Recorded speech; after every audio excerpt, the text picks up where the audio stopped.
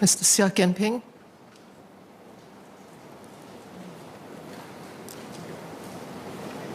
Mr. Leong Man Wai. Question 4, please.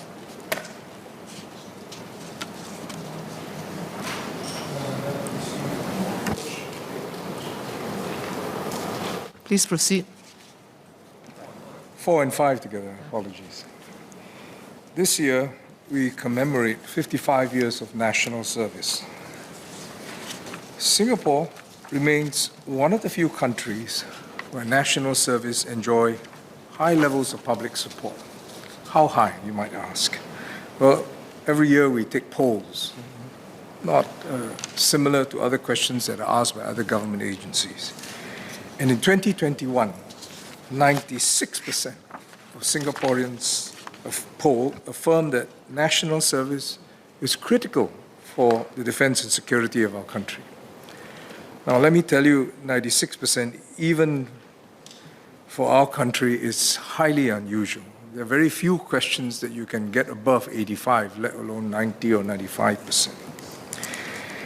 And today, more than 1 million have served national service, and each year, every young male citizen and permanent resident puts his personal commitment into action by enlisting to the SAF or home team for full-time national service. We've had this high support of national service for many years now, and I want to make clear to members of this House that this strong support that Singapore enjoys is an exception, not the norm, compared to other countries with military conscription. If you study the global landscape of countries that have mandatory national service compared to when we first started it 50-odd years ago, the list of countries have shrunk significantly. I've spoken in this House about Baltic states who gave up national service only to wish today that they didn't. But not only in terms of just countries that have managed to keep the national service, but many countries were forced to cut their national service commitments for a variety of negative reasons. So it would be a serious mistake if we take that affirmation we receive today from Singaporeans for national service, that we take it for granted, or think it came by happenstance. On the contrary, this strong support, why is it that we have been able to keep such high levels of national support? And there's one key reason. We've held unequivocally the fundamental principles of universality and equity for national service. What does that mean?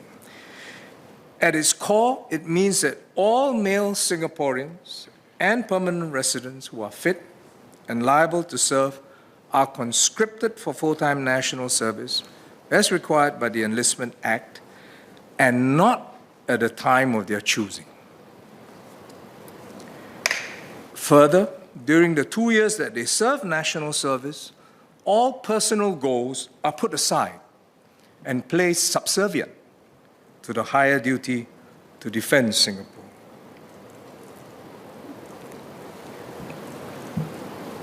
It is a national commitment of the highest order and one that we all take very seriously. So much so that for defaulters who reneged on their liability, our courts have sentenced them to jail. Let me quote from a 2017 High Court judgment. Quote, "In order to ensure Singapore's national security, every male Singaporean must serve national service and at the time that he is required under the Enlistment Act, without regard to his personal convenience and considerations." Without regard to his personal convenience and considerations.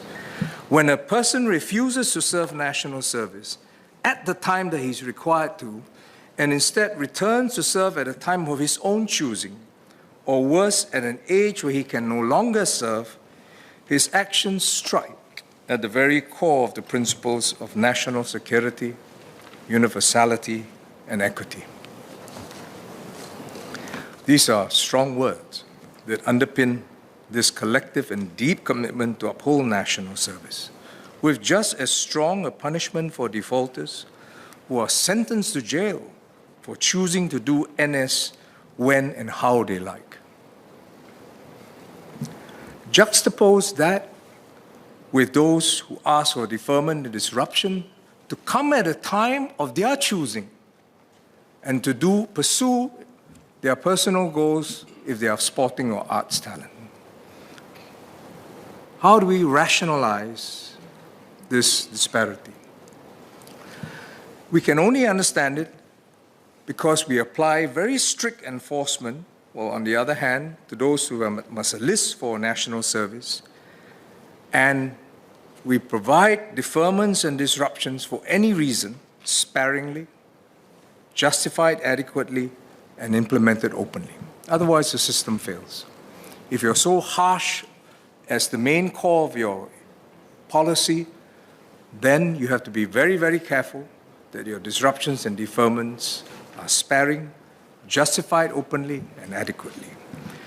Therefore, each appeal for deferment and disruption from sports and arts talent must therefore pass a very high bar. Each request is assessed on its own merit in consultation with MCCY, taking into consideration the applicant's past achievements and potential to excel in international competitions and bring national glory. We allow deferments and disruptions for arts and sports talent when there's a higher goal of national glory. But this deferment and disruption is not licensed to do away with your NS obligations. That must still be maintained. So even when granted, there is no abdication of NS duties. And we have to ensure that the applicant's NS duties are taken seriously and that he must be trained to be competent in his assigned vocation. This will include periods like BMT, specialist and commander's courses, and his unit's key operations, which the applicant must fulfill as part of his NS duties, even if he's granted deferment and disruption. Now, even with these strict criteria, I must inform the House that not all Singaporeans support deferment or disruption for sportsmen. I quote a letter published in Straits Times in May this year. Quote, "Let us not set a precedent by letting individuals call for a dialogue for the benefit of a privileged few. Medals can bring glory to Singapore, but it is more important to have people with commitment to serve national service for Singapore's peace and security. All Singaporean sportsmen should know that if there is no Singapore, there is no sport to talk about," unquote. I leave you to decide whether you agree with the views I'm quoting to tell you that there are Singaporeans who, even despite the strict application of deferments and disruptions, do not agree with it. MINDEF also receives letters from Singaporeans from time to time questioning the fairness when deferred sportsmen receive financial rewards through endorsements, while others had to serve their national service as required. They asked if this was compatible with the assurance given that deferments or disruptions should not be for personal gain, but national glory. I cite these criticisms to show that even when sparingly applied, deferments and disruptions can have a pernicious effect, to cause invidious comparisons that some are given preferential treatment and are not performing their NS duties. MINDEF reiterates that all NS men must perform their duties and that short-term disruptions or leave for sportsmen to train for and compete in international competitions are only allowed outside critical NS periods. And those who have benefited from these provisions in the most recent SEA Games include paddler Corporal Kung Pang, hurdler Captain Dr. Ang Cheng Siang, and triathlete OCT Luke Chua, apart from the swimmers that you've read about.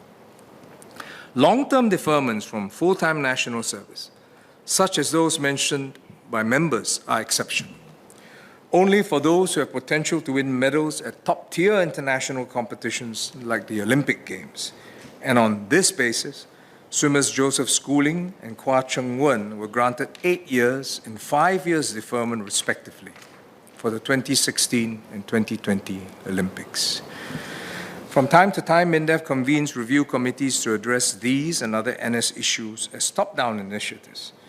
And you'll remember that the last NS review committee was just held and completed last year, completed from 2020 to 2022. And I've reported on the recommendations of that review and the implementation to this House. But there's also space for ground-up dialogues. When the next review of NS policies is convened, MINDEF will incorporate views across the spectrum of supporters and detractors of deferments and disruptions for sports and arts talent. After 55 years, I think we do have strong agreement on the common principles of national service, which is everyone, regardless of talent or status, must fulfill their NS obligation as a first priority. And all personal pursuits must be secondary to this during their full-time national service. And based on this understanding, for sporting talent who bring national glory to Singapore, we can and have allowed limited deferments and disruptions, but without compromising their NS obligations.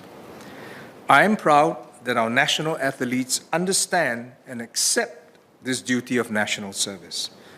None of them has asked to be exempted from national service duties, including those who train hard and participated in recent regional and international events.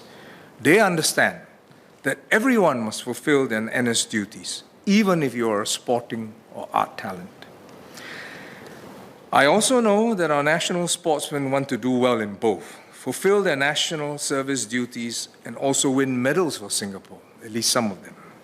Some have achieved it, but it's not easy to attain, and we must not set unrealistic expectations on all of them. However, for those who want to pursue both goals, MINDEF is prepared to allow more to disrupt, to train and compete in international competitions during their full-time national service. This is on the understanding that they fulfill the full period required after the disruption and also perform the NS duties satisfactorily while in national service. Thank you, Madam Deputy Speaker. Mr. Leong Man Wai. Deputy Speaker, first of all, I thank the Minister for the clarification. I have two additional questions to ask. One, from what the Minister said, we have policies in place for deferment for sportsmen and performing arts Singaporeans who can perform at the competitive and world level. But I think based on the reaction and the feedback from the athletes recently that we heard in the papers, there seems to be still insufficient leeway being given. So today just now the Minister did mention a little bit about... I've answered the question quite adequately for the member. I suggest he does not make another speech. Yep. Mr. Leong, can you just ask your question? Okay, can I ask the Minister again to confirm that he will look into further relaxation for athletes who want to perform better, okay, in their... Madam, can I answer the question? Yes. Madam, I've gone to great length answering the basis of our deferments and disruptions. And I think my answer speaks for itself. Thank you. Okay, I thank the Minister Leong, for that. Mr. Leong, do you wish to ask the question? I have asked the first question already, so I have a second question. Okay, please. My second question is that while the Minister has said that the personal development should be secondary to national service, I think as our society becomes more sophisticated, there's also a need... Point of order, Madam Deputy Speaker. Is this a further point or a clarification? He's asking a question, so let Mr. Leong please get to your question. So there's also a need for us to give more room for our talents to develop. And the situation we have Mr. a situation Leong, please now ask today, your question. Yes, we have a situation now today that while we are hindering the development of our sports and arts talents by not granting them enough deferment in some cases, there are also a lot of citizens by registration that are not performing. Madam Deputy Speaker, I do not hear a clarification. Mr. Leong, I'm going to ask you one more time. Please ask your question, otherwise, please take your seat. I thought I'm asking the question. Well, you're making a lot of statements. I haven't had a Okay. question from you. Okay, let me ask the question again. Is it fair that while we are hindering the development of our talents by not granting them deferment, citizens by registration are also not doing NS? Minister? Mr. Deputy Speaker, that is an utter mischaracterization. Mr. Leong, you may take a Citizens seat. by registration are not doing the national service. I think he's filed a separate question, and I think he can read the reply. Mr. Leong, Deputy please take a Speaker? seat now. The Minister has answered your I asked a question, and the minister said that he's not answering the question. Your question is not related to the PQ you have asked. So please take a seat. Okay, thank you.